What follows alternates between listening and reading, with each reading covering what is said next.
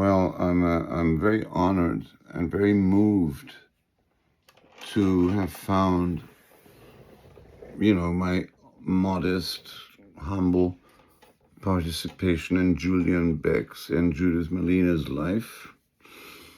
Well, I say modest. It was late, it was late in Julian's life, but I was the only person to have directed Julian Beck in his last appearance on stage outside of the Living Theater.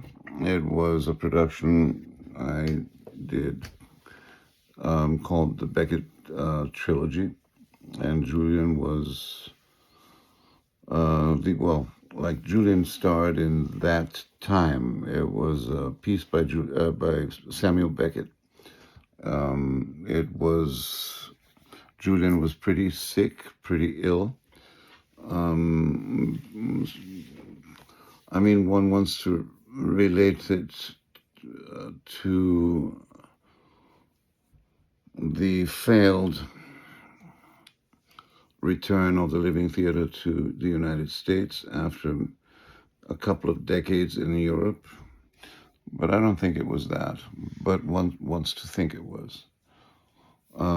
They had returned after decades of self-imposed exile in Italy and other places. And it was a grand return to the Joyce Theater here in New York.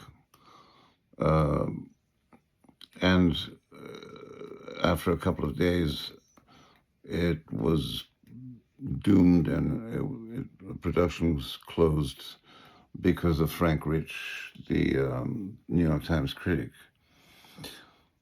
So it closed because of you can say, of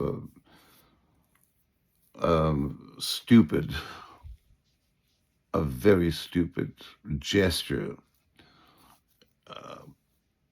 provoked maybe deliberately even by Julian going into the audience and touching Frank where he didn't want to be touched, on the crotch.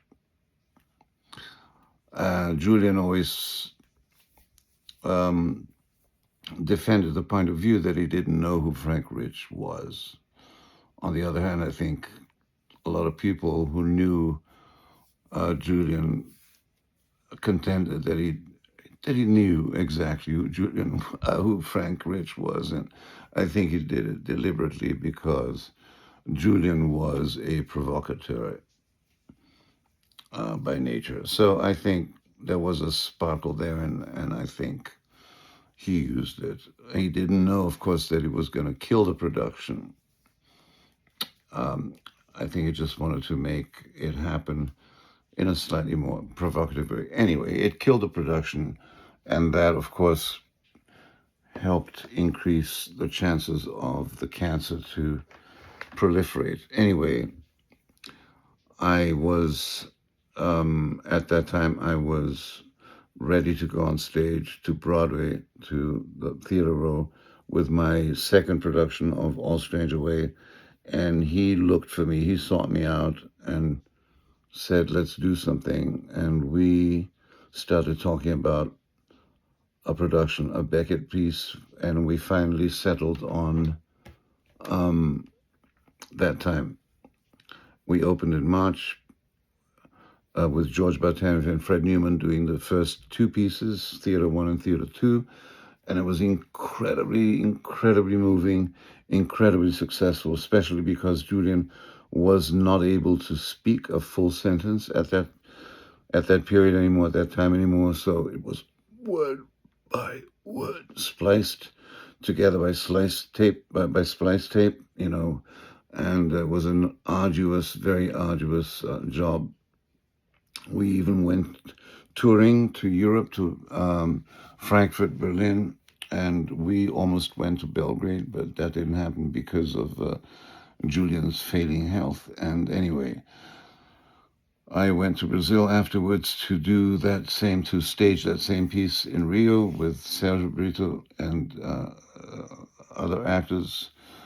And we received the news that Julian had died. I came back to New York here and went straight from the airport to the funeral. And I was devastated. I went with Judith in the car and Hannah, and now they're all dead. And here I have found the most amazing tribute, the Allen Ginsberg Project. I had never seen this page before, and Alan was there at the funeral at the time, filming. And I'm really would love to see this videotape. I think probably will at one point. But on this page, I found my own interview with Judith, and I'm going to focus on this page right now. So here it is. I'm going to scroll down. Here's Judith. Oops.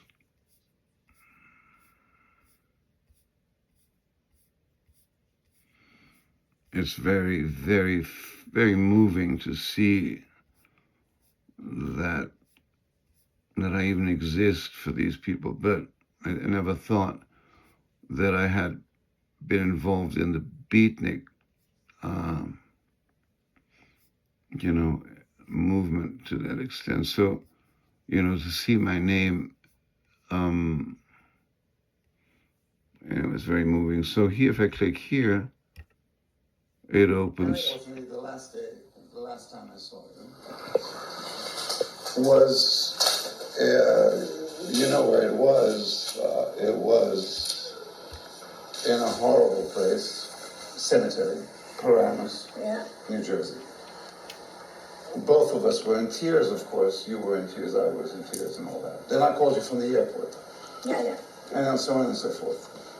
Tomorrow is going to be the memorial, Hammond's memorial. Yes. I thought you were never going to survive.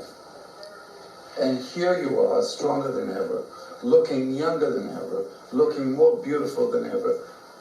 7 days away from opening a new play, Hammond's play, based on Edgar Allan Poe's piece. Well, I'm about to write a piece on for Folha de São Paulo, Brazil's biggest newspaper, on your going to Brazil, being awarded a sort of a medal, Order of Merit. The president is supposed to give it to you. And for the reparation of what happened in 1970, the prison of blah, blah, blah, all that stuff. Please explain how you feel at this moment. At this moment, I feel obligated to two men in my life. Julian Beck, here he is in the photo. The guy I was fortunate enough to direct on stage. A tremendous person.